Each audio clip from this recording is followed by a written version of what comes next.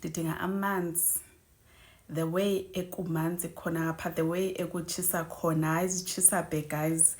Molweni namkelekile nonke kwezi Chisa Be Entertainment namhlanje masike sidingideni ke indaba yothando nesithembu izolo ke utata uMusa Msele kuye wasifakela iepisodes eziyi2 so ngicela ukuqala ngabantu abatrendayo currently ekuthethwa ngabo that are topping the charts lapha ke ku social media which is the two wives uThobile Mseleku noMayeni ngabo ke abatrenda kakhulu more than the other cast members.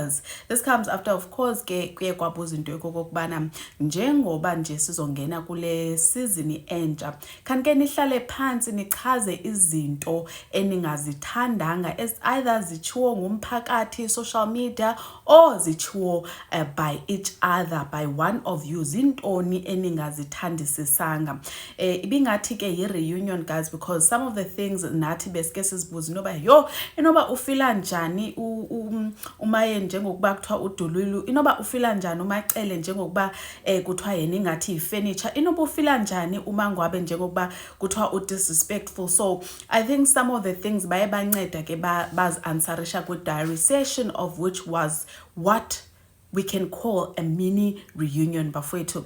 So ke uye watsho ke uMakhumalo into yokokuba yena ufuna ukclearisha izinto, but before we get into that I want to say hi guys uMakhumalo uchintshile this season akanguye la Makhumalo who like odedeli blood yabo o expressive ophaphayo nje okhulekile andazi bani ngayichaza kanjani I don't know ukuthi ngingayibeka kanjani but there's something offish about uMakhumalo but ke obviously sise ku episode 2 guys but nje bakhona nabanye abantu abaye bathi uMakhumalo ingathi akekho right noba manyanyani ezizinto zimane zichiwo ngabanye abafazi zimbetha apha ke ngaphakathi enhlizweni.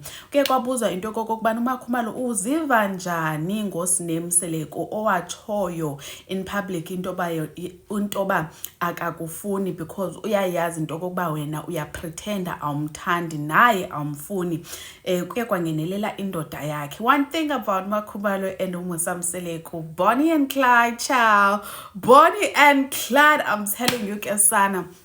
Wangenelela utata uMusa Mseleku wathi hawu yini nje ongayifila nje ingathi nje azithathi kahle lapha kusine ekhanda yini ongayifila nje omunye nje she's just one of us nje olana egcekeni umuntu olana egcekeni engathi nje azithi shu. Yeah, understand. Imagine saying that about your child. Uthi nje it's one of those people nje ingathi nje ola igcekeni ezingathi shu yini engakulimaza ngezinto ayishoyo and uyangixaka nalo Snake usho utata uMusa Msele uyangixaka uSnake because eqala ukufika wahlala kwaMakhumalo uSnake akaqalanga ngokuhlala kwaMacele waqale wayichuchalaza yonke lemizi njengoba sekwamacele uMakhumalo ade akhuphe ilast cent yakhe esenjani efakela imali uSine emncedisa ba makathengele abantwana bakhe impahla. So I am really shocked as umzali to hear uSine esithi yena uMakhumalo uyipretend you understand. uMakhumalo ke akakhomentanga kakhulu kuleyo but into ebefuna ukuyiaddressa more than anything ileyo bakuthiwa yena uyakipita wafika ku elantikeni kwaMseleku as iPA wafika kwaMseleku ezoncedisa uMseleku ba makakhe izindlu wafika kwaMseleku as ifriend kaMasawoli nje those are the things angazithandanga uthi guys my memory is failing me.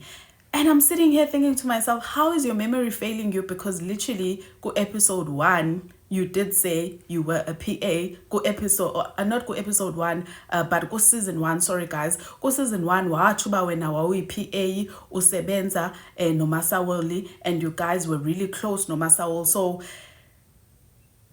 season 8, you and uMusa Mseleku are changing the narrative.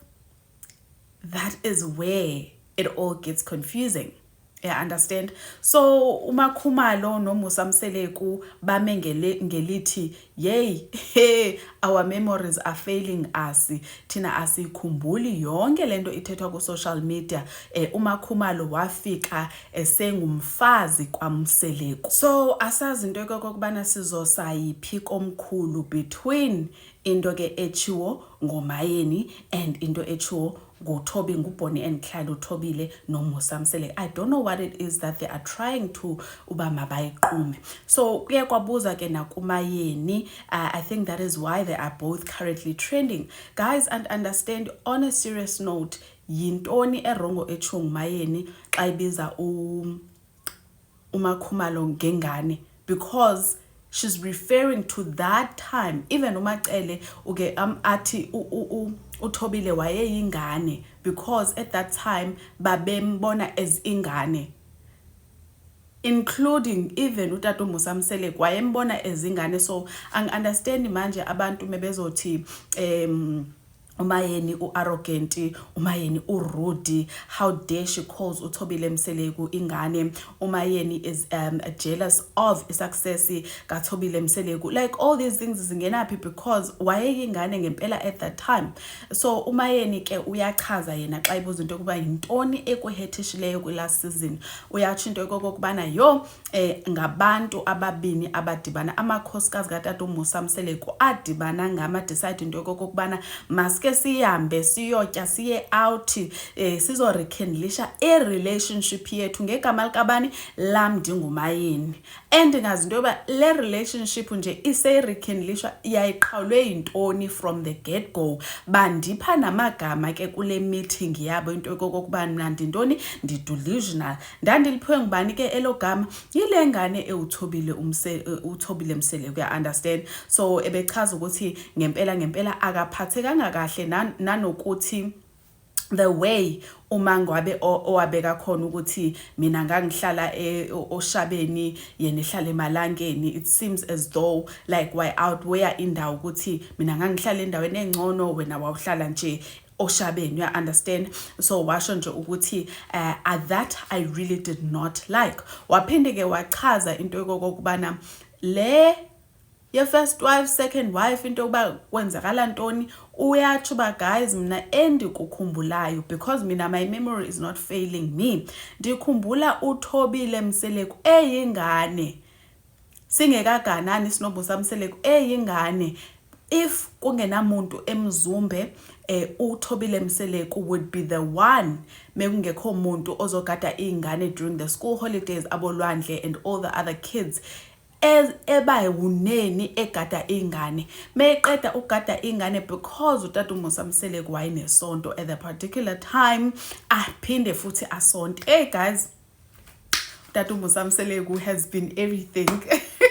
Yeah, understand? Wake waba nangupastor, yeah, understand? Uthi agade izingane then angene esontweni. Esontweni wayengane eshaya isigubhu uThobile Mseleku.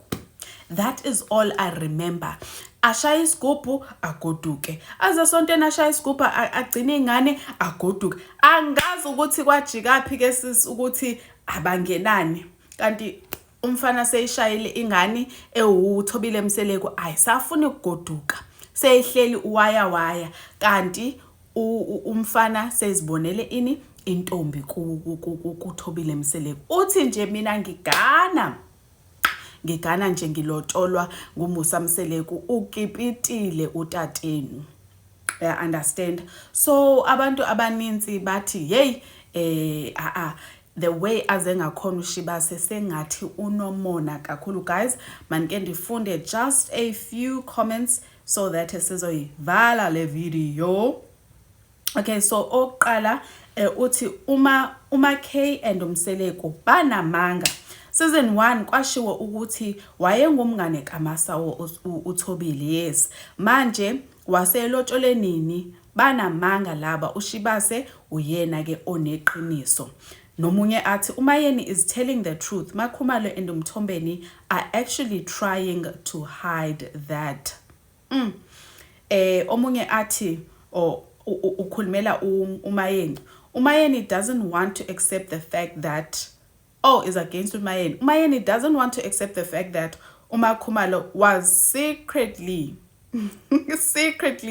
lobolad before her. Literally, Umfana is telling her the truth and she keeps on insisting her story is the truth. Singazi ke guys, because thina sazi into kokokubana omnye ngo-2007 if I'm not mistaken, omnye ngo-2009 if andikho mistaken guys. And then the last one is this one. Uthi-ke, the problem with oversharing, uThobile worked her way up from ukushaya isigubhu.